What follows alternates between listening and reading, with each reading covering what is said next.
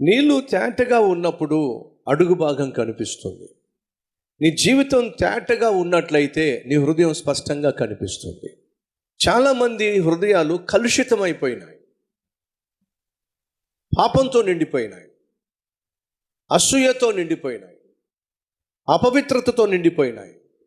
కాబట్టి వాళ్ళు చాలా గుట్టుగా ఉంటారు, చాలా రహస్యాలు మెయింటైన్ చేస్తారు. ఎవ్వరికి ఏమీ తెలియకూడదు. ఏమిటి ఎవ్వరికి ఏమీ తెలియకూడనటువంటి రహస్యం ఎందుకని? అందుకే చెప్తున్నా, నీ జీవితంలో ఎప్పుడూ కూడా సీక్రెసీ అనేది ఉండడానికి వీల్లేదు. రే సహోదరి సహోదరులు, మన జీవితంలో దాపరికాలు లేకుండా, దాగుడు మూతలు ఆడకుండా జీవించాలి అంటే నీ జీవితం తెరిచిన పుస్తకంలా ఉండాలి. ఫలితంగా దేనికి భయపడాల్సిన అవసరము లేనే లేదు. దయచేసి దీన్ని అర్థం చేసుకోండి.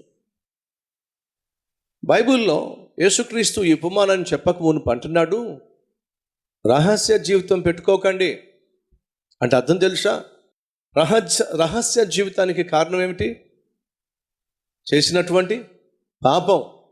పాపం ఏం చేస్తుంది? ఒక వ్యక్తి జీవితంలో రహస్యాన్ని తీసుకొస్తుంది. తెలిసిపోతుందేమో, బయటపడుతుందేమో, దొరికిపోతానేమో అనే భయం ఏర్పాటు చేస్తుంది. మనలో ఎవరైనా సరే తెలిసిపోతుందేమో, బయటపడుతుందేమో అనే భయం నా జీవితంలో ఏదీ లేదు బ్రదర్ అని చెప్పగలిగితే నిజంగా నీ మనస్సు చాలా ప్రశాంతంగా ఉంటుంది. నువ్వు చాలా ధైర్యంగా ఉంటావు, చాలా నిర్భయంగా ఉంటావు. అంతకంటే పీస్ ఆఫ్ మైండ్ ఏముంటుంది చెప్పండి? దొంగోడికి పీస్ ఆఫ్ మైండ్ ఉంటుంది అంటారండి? చెప్పండి. అక్రమ సంబంధం పెట్టుకున్న వాడికి పీస్ ఆఫ్ మైండ్ ఉంటుందా? మోసం చేసేవాడికి పీస్ ఆఫ్ మైండ్ ఉంటుందా?